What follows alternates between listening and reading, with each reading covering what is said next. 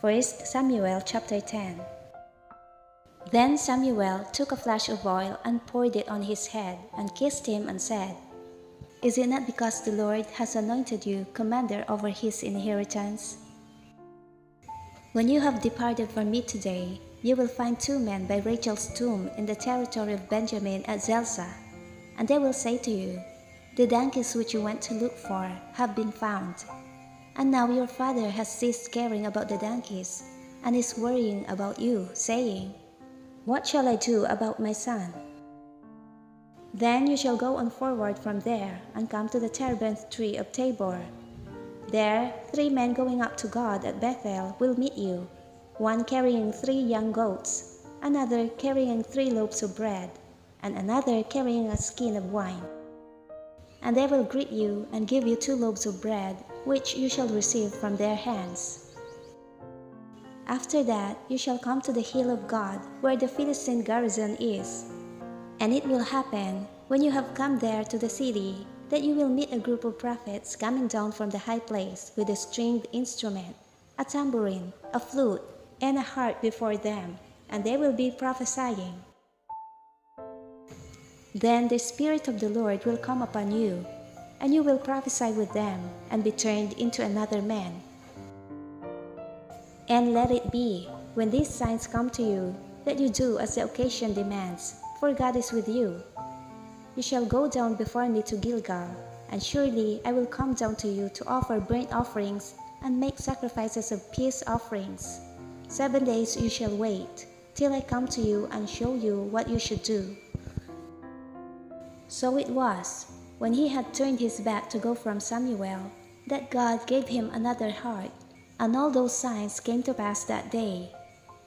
When they came there to the hill, there was a group of prophets to meet him. Then the Spirit of God came upon him, and he prophesied among them.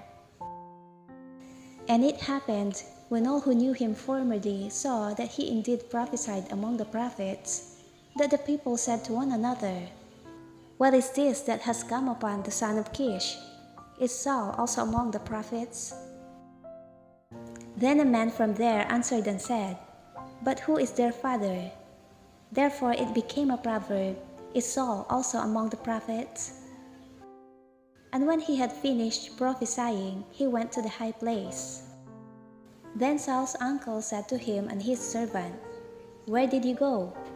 So he said, "To look for the donkeys.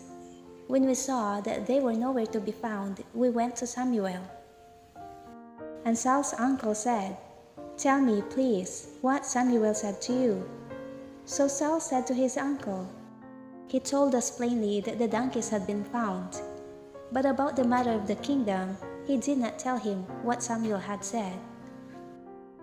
Then Samuel called the people together to the Lord at Mizpah, and said to the children of Israel, "Thus says the Lord God of Israel, I brought up Israel out of Egypt, and delivered you from the hand of the Egyptians, and from the hand of all kingdoms, and from those who oppressed you.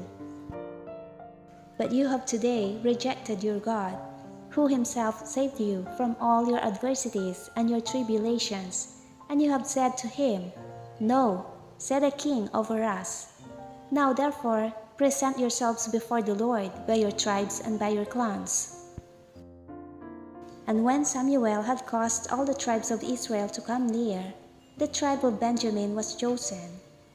When he had caused the tribe of Benjamin to come near by their families, the family of Matre was chosen, and Saul the son of Kish was chosen.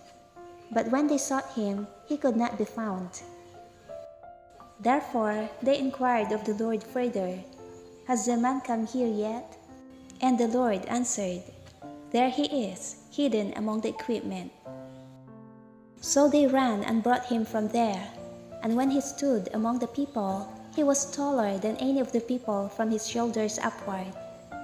And Samuel said to all the people, "Do you see him whom the Lord has chosen, that there is no one like him among all the people?" So all the people shouted and said, "Long live the king!" Then Samuel explained to the people the behavior of royalty, and wrote it in a book and laid it out before the Lord. And Samuel sent all the people away, every man to his house.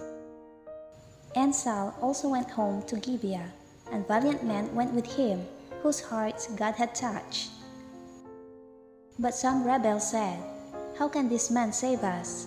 So they despised him and brought him no presents, but he held his peace.